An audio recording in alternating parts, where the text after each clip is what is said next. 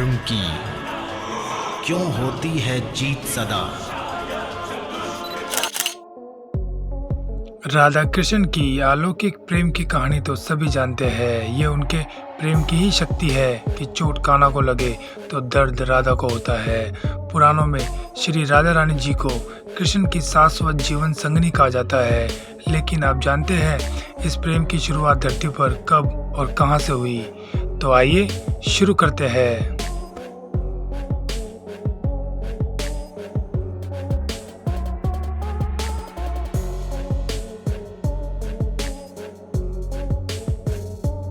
श्री राधा रानी की कान्हा से पहली मुलाकात तब हुई थी जब वह खुद 11 महीने की थी। तब श्री कृष्ण महज एक दिन के थे। उस समय कान्हा जी का जन्म उत्सव मनाया जा रहा था। उस समय राधा जी अपनी माँ कीर्ति के साथ नंदगांव आई थी।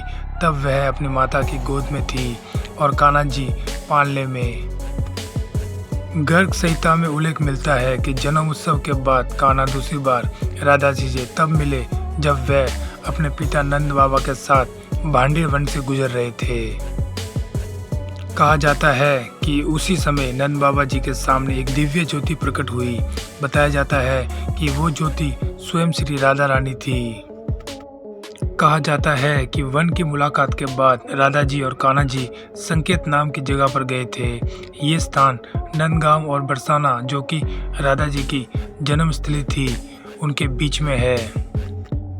ये एक छोटा सा गांव है। मान्यता है कि इसी स्थान पर मुरलीधर और राधा जी की अद्भुत प्रेम कहानी शुरू हुई थी।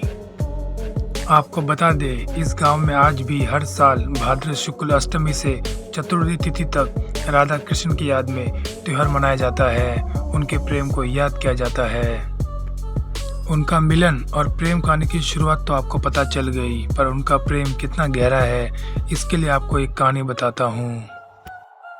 हम जब कभी भी नाम लेते हैं तो कहते हैं राधा कृष्ण, कभी भी राधा और श्री कृष्ण नहीं कहते। कारण यह है कि राधा कृष्ण अलग नहीं बल्कि एक माने जाते हैं और कान्हा ने कई बार इस बात का एहसास कराया है। तीनों लोकों में राधा नाम की बातें सुनकर एक बार देव ऋषि नारद चिंतित हो गए। वह खुद भी कृष्ण से बहुत प्रेम करते थे।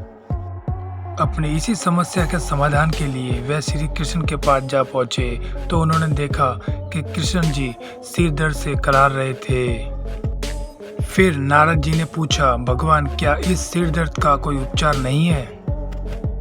तब कृष्ण जी ने उत्तर दिया, यदि मेरा कोई भक्त अपना चरणोदक पिला दे तो ये दर्द शांत हो सकता है।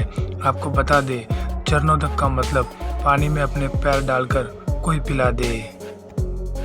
फिर नारद जी रुक्मणी के पास गए जो कान्हा जी की पत्नी है और सारी बात बता दी। ये सुनकर रुक्मणी जी चौंक गई और बोली, नहीं नहीं देव ऋषि, मैं ये पाप नहीं कर सकती। मैं अपने पैरों का पानी उन्हें नहीं पिला सकती, मुझे पाप लगेगा। उसके बाद कृष्ण जी ने नारद जी को राधा के पास भेजा। राधा ने जैसे ही सुना तो तुरंत एक पात्र में जल लाकर उसमें अपने पैर डुबो दिए और नारद जी से बोली, देव ऋषि इसे जल्दी से कृष्ण के पास ले जाइए। मैं जानती हूँ इससे मुझे घोर नरक मिलेगा, किंतु अपने प्यार के सुख के लिए मैं ये नरक भोगने को तैयार हूँ। तब देव ऋषि नारद समझ गए कि तीनों लोकों में राधा के प्रेम की चर्चा क्यों हो रही है। राधा जी ने अपने प्रेम का परिचय दिया है। यही है सच्चे प्रेम की पराकाष्ठा जो लाभ हानि की गिनती नहीं करता है। कृष्ण की रुक्मणी के समेत 7 महारानियां और 16,000 पत्नियां थी, लेकिन उनके दिल की रानी एक ही थी, वो है राधा।